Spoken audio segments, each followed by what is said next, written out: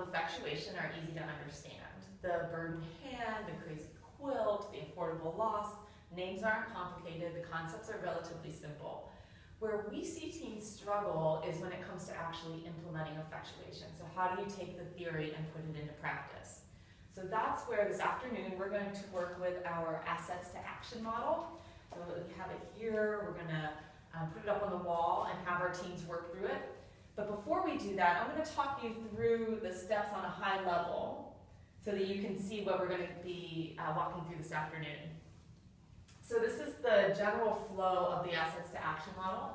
As you see, it starts on the left side with the inside, and the general flow is inside, downside, outside, and upside.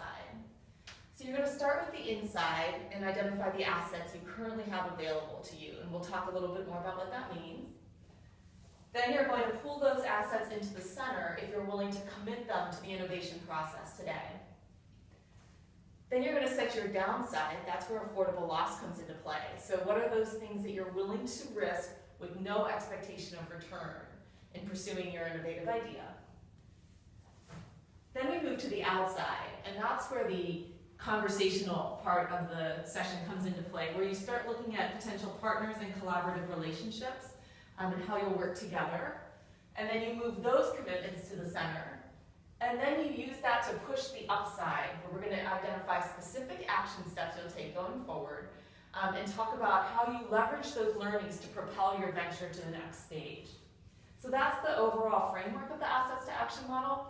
The cool thing about this model is that you can use it as an innovation tool, and also it's good for accountability tracking.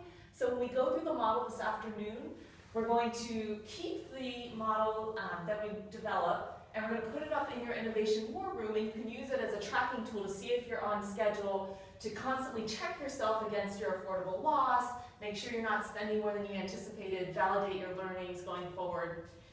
The other interesting fact about this model is that it can be used for both in a narrow way for innovation work. On a broad scale, it can be used for general problem solving. So we'll talk about using it in both of those capacities. And you can use it as an individual entrepreneur, you can also use it as a team. So we'll get into more how you can use it going forward in different ways in your organization as well. There are some people who refer to this as the business model canvas for effectuation, so that's one way you can look at it, or a SWOT for entrepreneurs, but it's very tactical and something you'll be able to use very quickly when you walk out of the room today. And then we're going to take these assumptions, actually go into market and test them, real customers, real data, real-time feedback, and then we're going to take those validated hypotheses and funnel that into your business planning process.